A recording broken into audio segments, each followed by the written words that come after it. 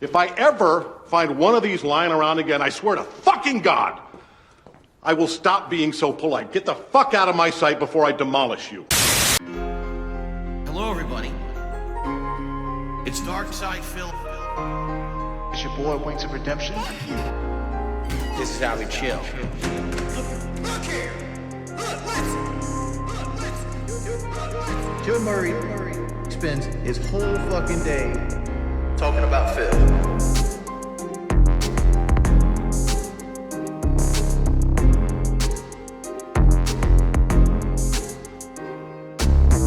Joe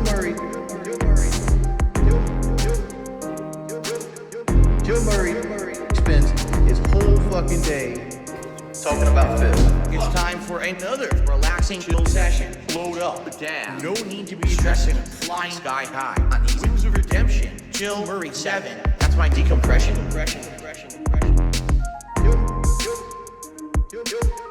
Joe Murray spends his whole fucking day talking about Phil.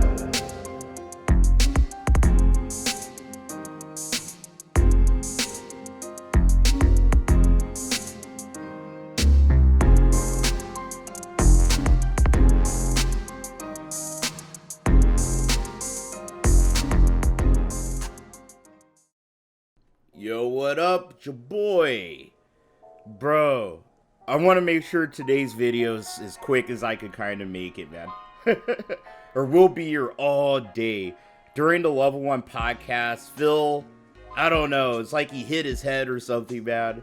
But he did that thing that he does every other day, where he wants to talk about another corporation or a person that he thinks he's better than. Right? And try to paint like he doesn't do the same things that they do. Like projecting, pretty much. And today, he does it with Boogie and our good friend, EDP. Because if you guys aren't caught up with the news, you know, Keemstar, he's been pushing to try to do some kind of content with EDP. God knows fucking why, right? But yeah, so the other day, he posted a thing on Twitter showing Boogie and EDP hanging out. Like, it was a what would you call it? Like, a prop photo, you know? It was a prop photo, just teasing that they're doing something. And it came out that Mike Clum is working with Boogie and EDP on a documentary or something fucking dumb, dude. Honestly, it's really fucking dumb. Mike Clum could sit here, there's thousands of people he could probably do subjects about, right? But he picks a fat fucking blob pedophile. So yeah, man, Phil, he gives his opinions about Mike Clum working with EDP, and it's a pretty kind of delusional take on Phil's part, you know? So yeah, let's get into it. You guys know what to do if you fucking like what your boy be out here doing. Let's get into this shit. Imagine, right now, if while all this is going on and I'm so busy with everything, can you imagine if I had gone through with the documentary that I was talking about doing a couple months ago? I was supposed to start filming like right about now. So can you imagine me being in the middle of all these games that I'm already backlogged on, right? Working on these projects, the Throwback channel, and now telling you guys, oh, by the way, now I can't stream. This week, you know, it's going to be a half week. Entire days away and stuff like that, you know.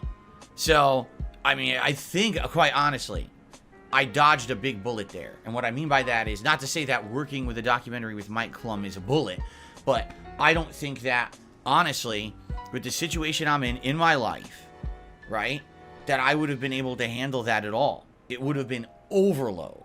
And again, as I've already reiterated previously, imagine if I was trying to do that. Now, the thing is, this is very important. You know, would have had to be done well. And basically, imagine if I'm just like at my wit's end, stressed out, overworked, and now it's going to end up not being that good, right? Because, you know, it's just as much Mike Clum working on a documentary as it is me. You know, I would be a major part of the input of this thing. Now, how am I going to be creative? How am I going to be entertaining? How am I going to be going around different filming locations and doing all this kind of stuff when I'm already exhausted to my wits. It would have worked, being honest, especially my lifestyle with how much that I work and everything. Imagine if, like, these weeks, I was like, by the way, guys, 3 days this week I can't stream at all. The other 3 days, it's half days. Just because I'm, you know, filming all over the place. Oh, by the way, I also have to work on my taxes this month. Oh, by the way, we're in the midst of 300-hour games that I'm never going to finish, and there's more coming that I have to skip all of them now because I'm working on a documentary, right?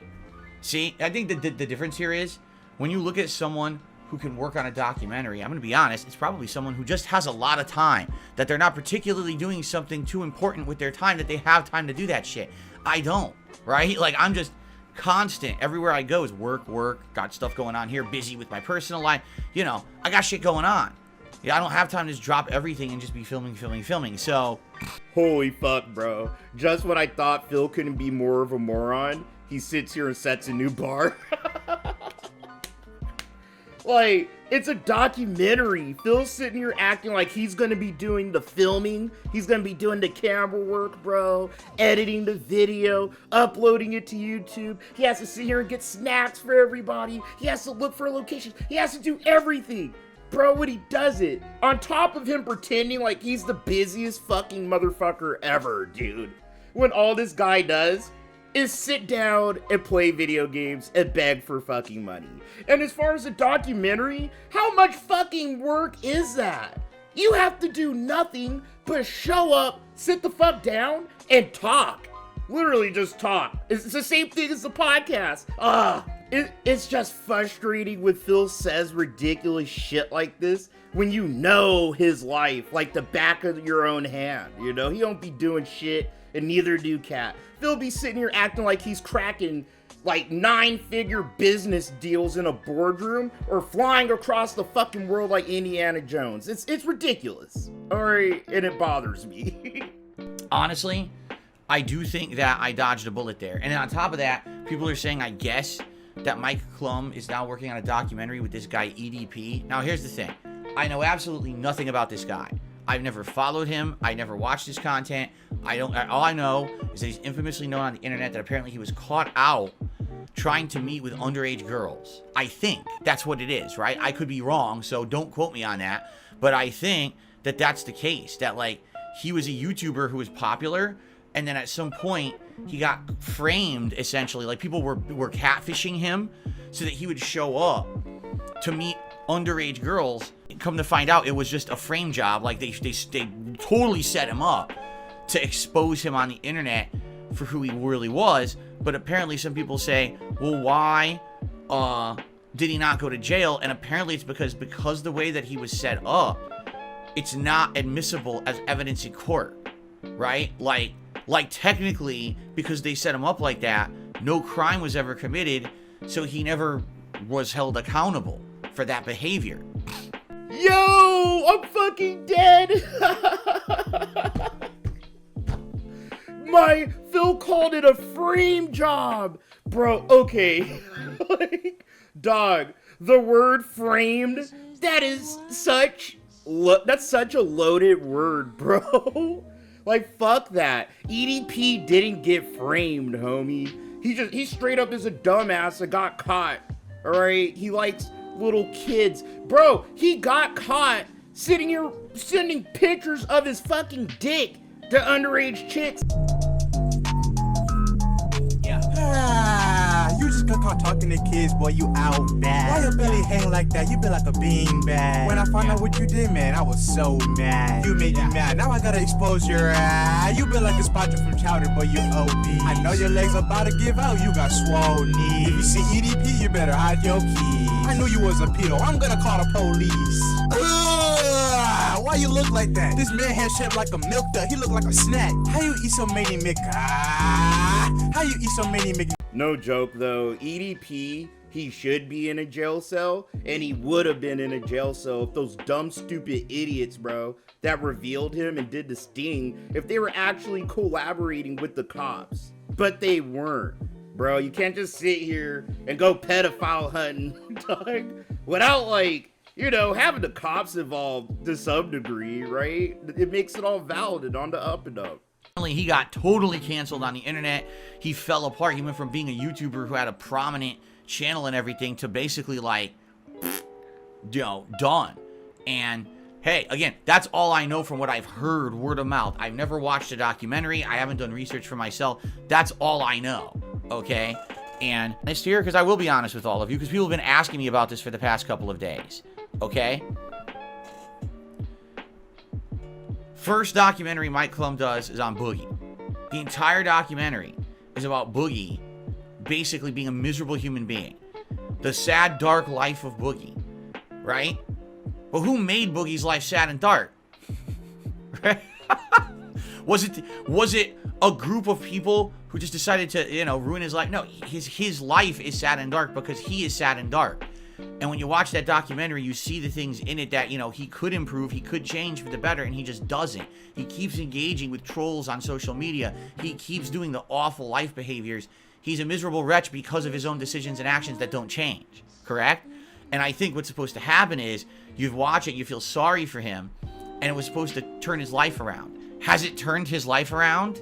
No, not at all. He's on a lol cow podcast. He freaking keeps doing this kind of almost degenerative content on the internet. He's not going to change. It's pretty obvious at this point, correct? Holy shit, our boy Phil's on a roll today, man.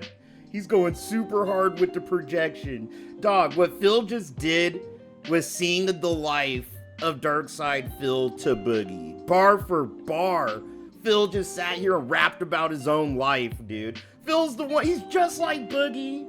Dog, Boogie's a little bit creepier and scummier, but Phil sat here, dog, and pretty much groomed a 17-year-old bitch into getting with him, man. Right? And then he sits here and makes the most nonsense fucking content. He sits here and fights with us, the detractor community. All this shit that he wants to talk about somebody else. This motherfucker's wild. So then, you know, Mike Clum comes to me and says, I want to do a different kind of documentary with you.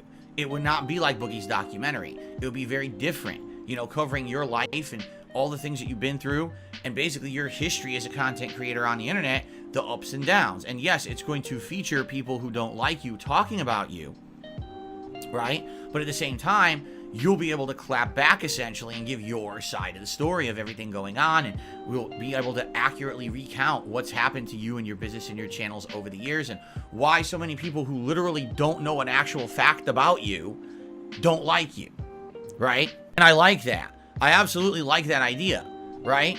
And that was essentially what we were going for. It was supposed to be a fair level documentary that's going to cover the good and the bad. But basically, if you watched this, it wasn't a pity party documentary. It was going to be more of an honest, and there was going to be some comedy in it, and there was going to be other things in it. You know, it was meant to be an entertaining piece. You know, when you're making a documentary that's like 90 minutes long, you want people to be enjoying every second of it, not on board in this part or whatever, right? So there was going to be all that stuff, right? But of course, you guys were very apprehensive about it, saying, you know, I don't know if this makes sense to do, because the only documentary that Mike Clum's done up to now is this Boogie documentary that doesn't sound like that, right? It's like basically he turned Boogie, well, he didn't turn Boogie, like this was their idea, you know? Basically, what he wanted to do was make Boogie look pathetic so that people would feel bad for him. And I said, that's not what I want at all. That's not what I want out of my documentary. I'm not sad. My life's not dark. I actually have a really good life, you know, in regards to my work and my personal life. Just because a million people on the internet talk shit about me daily doesn't mean that I'm not actually in a positive place in my life. That's great. It's the opposite situation of Boogie, right? So, basically, Phil was one of the first people to be successful on YouTube, to make a lot of money just sitting there playing games, right? He sat here and fucked it all off, dog. He went and bought another house across the country when he could barely afford the one he had, man. He defaulted on 15 fucking credit cards, homie. You have almost, like, close to 10,000 people that hate your guts, bro. Probably more. The whole fucking internet hates you. Your body's degrading from the inside out. Your house is pretty much a garbage can full of fucking ants, dude. And you have a fucking gross, fat, useless fucking wife that isn't even worth 2 quarters rubbed together to make a nickel, dog. What the fuck? Yeah, like, yes, man. Dark Side Phil, the picture of peak health, performance, success, and happiness, bro. We should all strive to be a DSP, right? Fuck that, dude. The way I see it, it would have been very different, okay? That's essentially what was discussed. That's what we're going to work on, a different kind of documentary. But now you're going to tell me the next documentary Mike Clum's going to do is this guy EDP, a guy who literally went from YouTube popularity to being exposed supposedly, and I gotta say that because I don't know if there's concrete evidence or not. I can only tell you from what I've seen and heard hearsay on the internet. You just got caught talking to kids, boy, you out bad. Why your belly hang like that? You been like a beanbag. When I found out what you did, man, I was so mad. Supposedly, he was exposed for pedophilia, or at least accusations of pedophilia, was canceled, and literally no one wants anything to do with this guy anymore, right? So I guess the question is, what's the story, right? And maybe that is the story, is to find out the true story of what happened. But from what everyone says, it's like a slam dunk case. Like, it's not like you can dispute it and say, oh, it was fake. Like, it happened. He was exposed for it, and that's why he got canceled, and that's why he's not prominent anymore, you know? So the thing is, I didn't even know anything about it until you guys told me a couple days ago. You're like, are you aware that Mike Clum's working with EDP? And I'm like, no. And then, of course, it starts showing up in my feed. Boogie has met with EDP, and they're sitting down to eat a meal, and the meal is like a bunch of Big Macs and powdered donuts. And I'm looking at it, I'm like, what the fuck? All right? Like, no, really, what the fuck? 2 guys who are grossly obese sitting down to eat Big Macs and donuts together. Does that make any sense? Logically? Morally? Does that make any fucking sense? To have 2 guys sitting down doing that? No. They're killing themselves, right? And then I guess they released a bunch of other, like, production stills of, like, EDP posing in front of a camera dramatically for what's going to be a documentary. And, you know, to be honest here, I think that's about it for me. Well, you're going to tell me that there's going to be a guy who essentially has been exposed for pedophilia on the internet, canceled because of it. What's the story to tell there?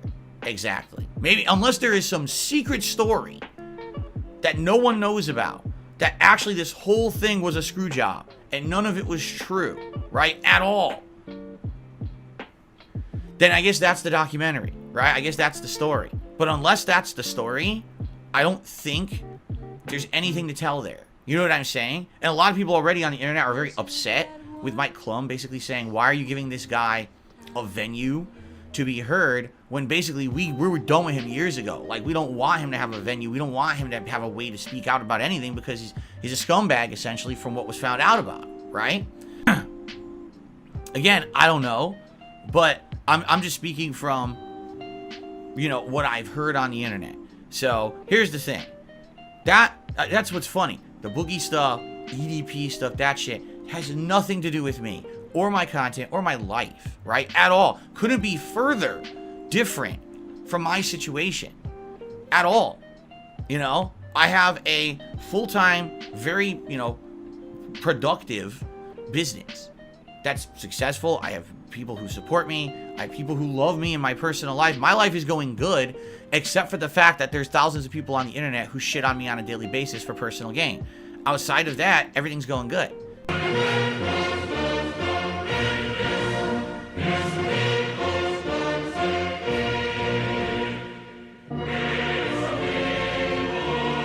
Story to tell about my sad, miserable life, about being accused of horrible things like pedophilia. Nothing like that. Okay? So I couldn't be further from guys like that. So then why would I be making a documentary with someone who makes those kind of documentaries? Right? And that's kind of the take I have on it. Like, okay, maybe the Boogie one was the first one. A guy like EDP, it's like, what? Like, wait, what? I don't know, man. You know, so at the very point here, I'm very happy that I have not gotten wrapped up in all of this shit. You know, in the last year, they tried to get me to go on a stupid lolcow podcast. Thank God I made the completely 100% correct decision to not be involved with that kind of crap. and I'm, you know, doing my own thing. I was interested in doing, you know, this documentary if it was going to be what I was told it was going to be. But now when you're telling me the first 2 projects that Mike Clum is doing is literally 2 guys considered ginormous lolcows, not even, I wouldn't even say EDP is a lolcow. EDP is just like, you know, people think of him as a heinous person, right? So, do I want to be on the string of documentaries about people like that? No. No, I don't. And I think now I really looking at the situation, not only would it not have made sense for me to do the documentary because I don't know how I would have done it with my busy work schedule and lifestyle, it would have completely overworked me and kind of destroyed me, honestly, I think, right? But in addition, now seeing the string of stuff coming out of that documentary, it's like, I think I definitely made the right decision, man. You know, I really do. I think I made the right decision. I don't know. Maybe you guys disagree. Because again, well, there you have it, guys. Straight from the pig's fucking snout, dog. Phil pretty much told the truth finally as to why he decided to quit the documentary. A theory of mine and a few detractors has been that Mike Clum is under Keem's payroll. You know, it's just all the circumstantial evidence lines up together, dog. I have a beautiful mind board and shit. Like, think about it.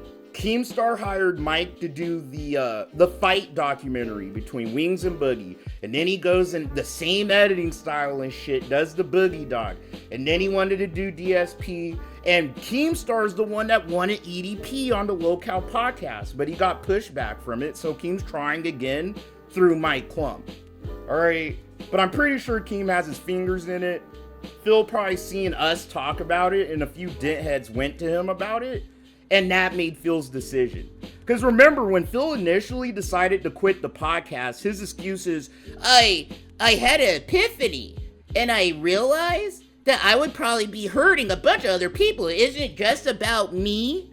Dude, that's how you knew he was full of shit. Phil's the most sociopathic narcissist I've ever fucking seen sometimes, bro. Next to fucking Chris Chan. Phil don't give a fuck about how things affect other people. He gives a fuck about how things affect him. You know? And then Phil just it's weird, like, I think Phil kinda has doubts about EDP being a kid diddler, bro. Like, I'll give Phil benefit of the doubt, like, you know, he probably hasn't looked into all the evidence and shit, but he's using pretty strong language, like, set up and framed to describe how EDP sat here and got his own dumbass caught up. Don't be fucking talking to young kids on the phone on the internet, bro. Like, literally, To Catch a Predator should have taught some of y'all that. You don't know. It could be a grown-ass dude setting you up, right? But alright, guys, that's enough of me rambling and fucking having us dealing with Phil today. I got a bunch of other shit to do, so I'm gonna go do that. Like I said, I'm gonna be a little sporadic, dude, as far as restreaming, but I'm gonna try to pump some videos out. What else? That's about it. Phil's just a stupid little delusional bitch, man, I swear. And then he's like, yeah, it has nothing to do with me or my content, while he sits here and talks about it on the Level 1 podcast for like 20 fucking minutes. But alright, whatever. Same shit, different day, same fucking Phil Burnell. Alright, guys, take care of yourselves. I appreciate whoever fucking watched the video. Click the fucking doohickeys, you know, to do the thing. I appreciate it. I'll catch you guys fucking later, my guys. Peace. What do you think? Whoa, very nice. It's very cool, Bateman, but that's nothing. What do you think? Nice. But wait, you ain't seen nothing yet.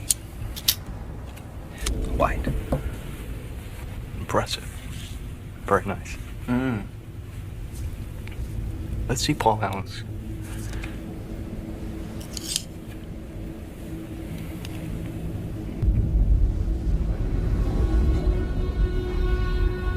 Oh my God.